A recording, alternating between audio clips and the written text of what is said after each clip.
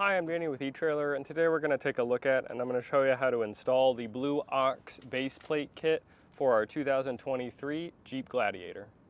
There are going to be 5 main components for your flat toe setup, and starting over here we're going to have the base plate. So that's going to be the device that attaches to the frame of your vehicle, and the other end will attach to your tow bar.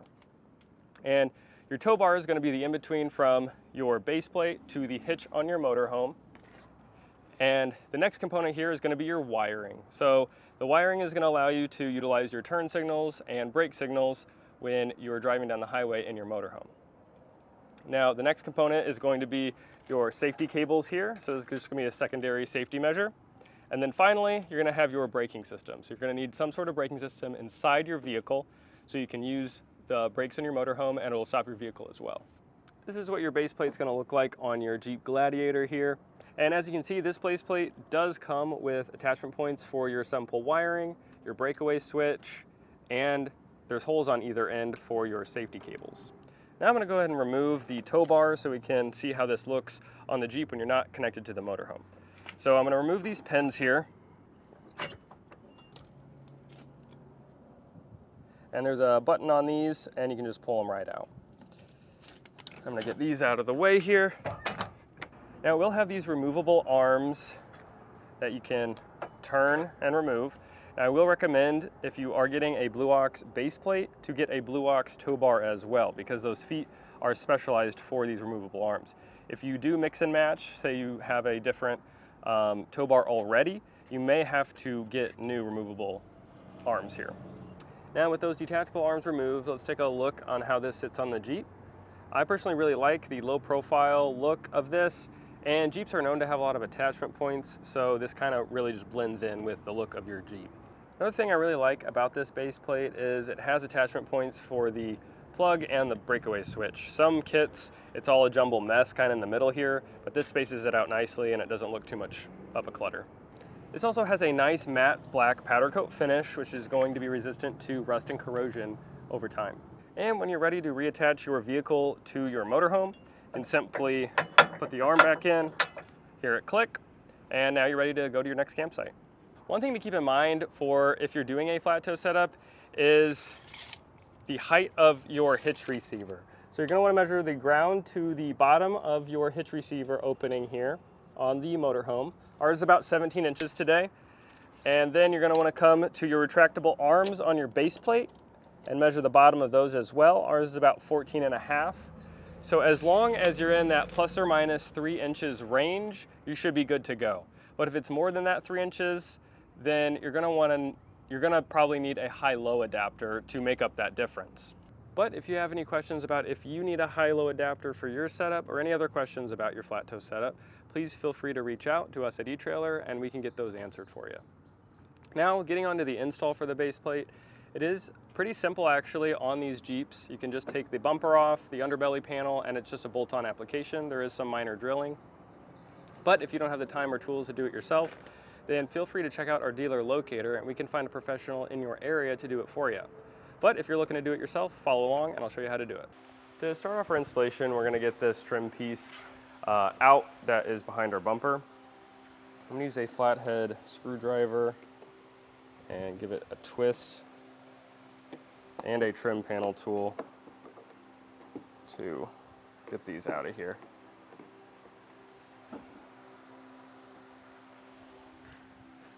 There's going to be 2 facing down into the frame.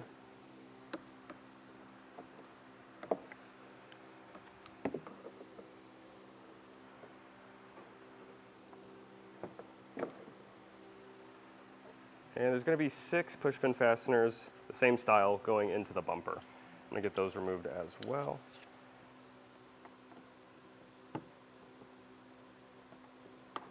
Now I can lift this off and set this to the side. Now on the passenger side, there's going to be a plug that's plugging into your bumper. We're just going to unplug this.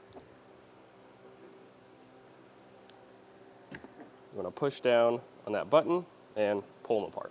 There's going to be 8 more push pin style fasteners attaching your belly pan to your bumper.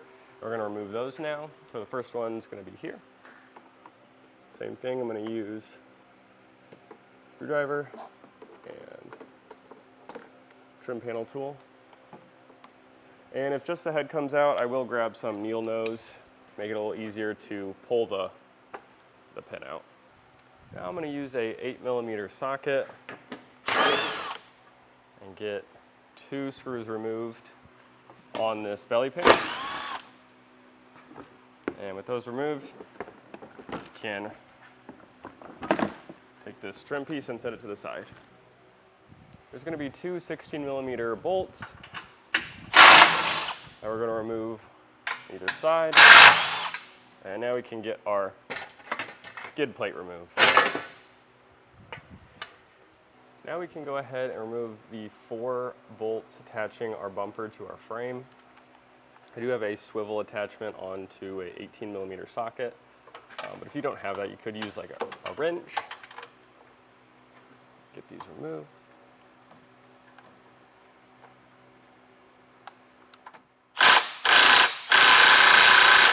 With all 4 bolts removed from either side, we can now remove this bumper. Some are a little tight, so I'm going to wiggle it back and forth, kind of get it loose here, one side at a time.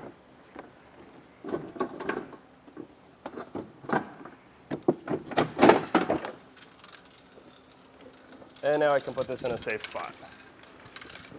Now we can go ahead and take this bracket off of both sides on the outside of our frame. So I got a 16mm socket. I get this removed, but set both of these to the side because we will be reinstalling them soon.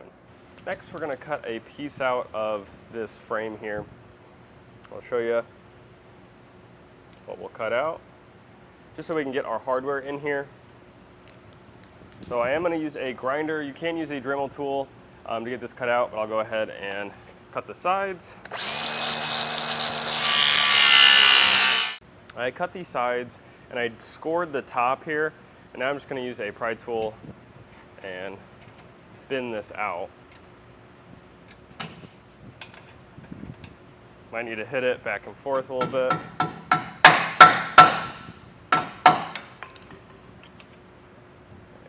Should.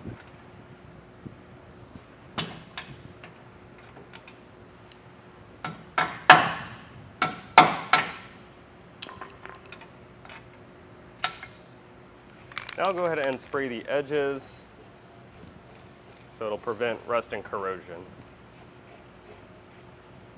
We can go ahead and reinstall our bracket we took off. You're going to want to line up that threaded hole that we took out and the 2 holes where the bumper goes on. So I'll go ahead and clamp this on, just tighten down, and line everything up and get both sides clamped on. We can now put our base plate in place.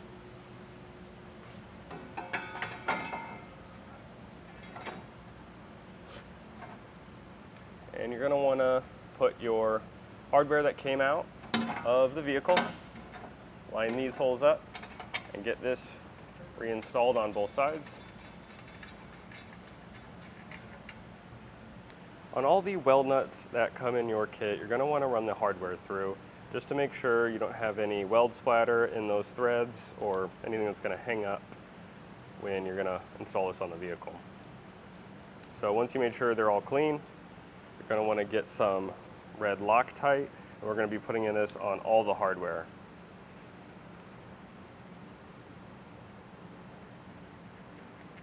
Put that on. Now we can grab our bracket, and it's going to be orientated this way. And these 2 holes that are diagonal are going to line up with these 2 holes on your base plate. So I'll get this slip between the frame and the plate.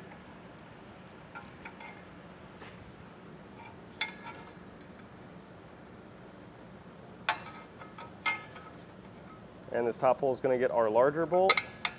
Go ahead and get that through. And now I'll get our weld nut on. You may need to bend your wire just to make it a little easier for the orientation of this weld nut. I'll go ahead and put it through the bottom here.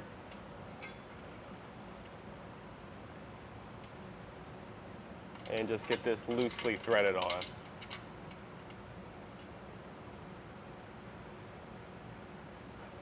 Now you're going to grab your smaller 3/8 bolt, and your bigger 1/2 inch bolt got the lock washer, but your 3/8 bolt is going to have a lock washer and a flat washer. So I'm going to go ahead and put that in this hole and get our weld nut on that as well. And finally, we have another 3/8 bolt with the same hardware, locking washer, flat washer, and we're going to put it in this top hole, and I'm going to get the weld nut on there as well. Now we can tighten all of these down. You're going to want to make sure the top of your base plate is going to be parallel with your frame. You can also throw a level on this after your frame and your base plate just to make sure, but usually I got to tilt this forward a little bit. I'll go ahead and tighten my 16mm bolt. And these are going to be 14mm, and this one's going to be 19. Once these are all tight, I will now drill this rear hole out to a 1/2 inch. I'm going to use a 1/2 inch just to get the center.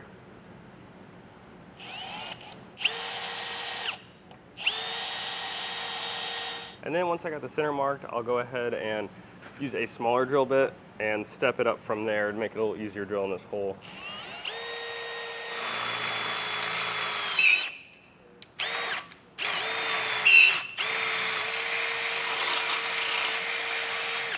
I'll hit it with some spray paint.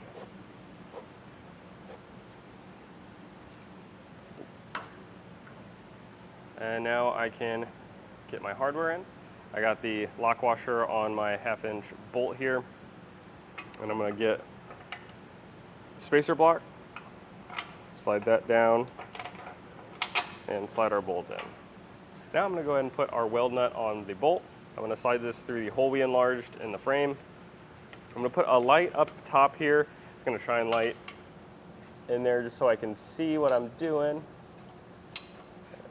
I'll go ahead and get this threaded on. Now we can go ahead and tighten this with our 19mm socket.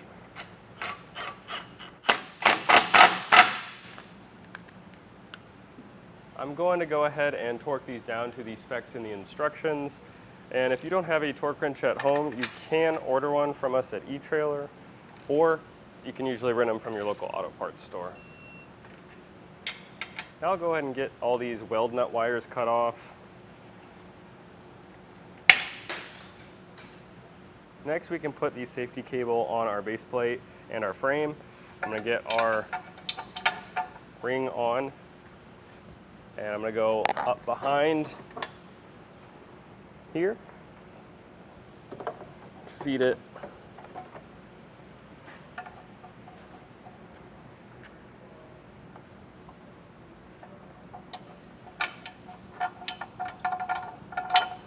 I'll go ahead and get each end looped onto a ring.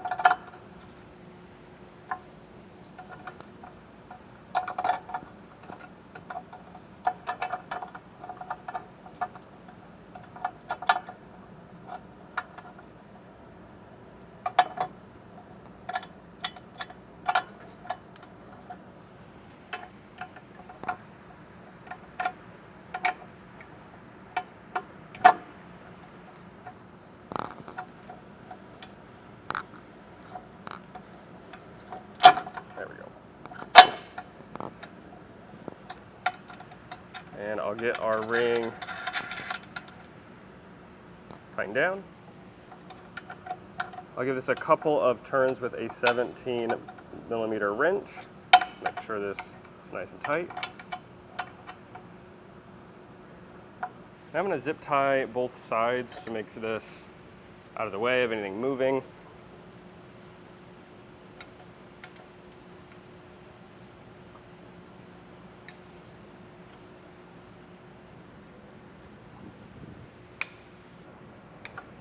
I'll go ahead and reinstall our skid plate, push down on it so it lines up with our threaded holes here.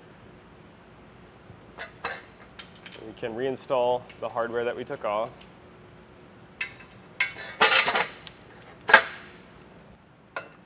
And I'll get them tightened down. I had a little bit of difficulty getting the bumper back on, so I'm going to go ahead and ream these out This bracket can shift a little bit when we're reattaching this, so I'm gonna just make it a little bigger.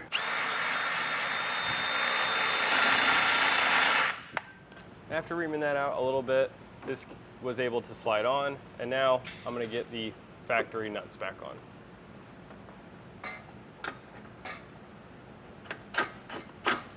So now we can go ahead and trim our underbelly panel so it can fit up with our base plate installed. Now there's no specific instructions on how to cut in the instruction manual, so what I did was I measured between the two arms of the base plate. I got the center, marked that on the skid plate, and then I measured out to where it sticks out on the base plate. On the underbelly pan here, I marked the center of this as well. There is going to be a stud that's going to be the center, so I just put a dash where that is. And I marked out from the center. So my measurement today is going to be 17 inches. So I marked that out on either side. And once I did that, I marked out about 3/4 of an inch. And then this way, I did just under 8 inches, about 7 3/4. I'll go ahead and cut this out and test fit it. And now I'm going to clean up all the edges. I'm just going to use my razor knife. You can use a file to file them down. I'm just going to go ahead and get all these burrs off. And now I'm going to do this on the other side as well. Now I'll go ahead and get this test fit. And we're looking good. We don't have to trim anymore. So I'm actually going to take this back down, cut another hole for our wiring for the rest of our flat toe setup.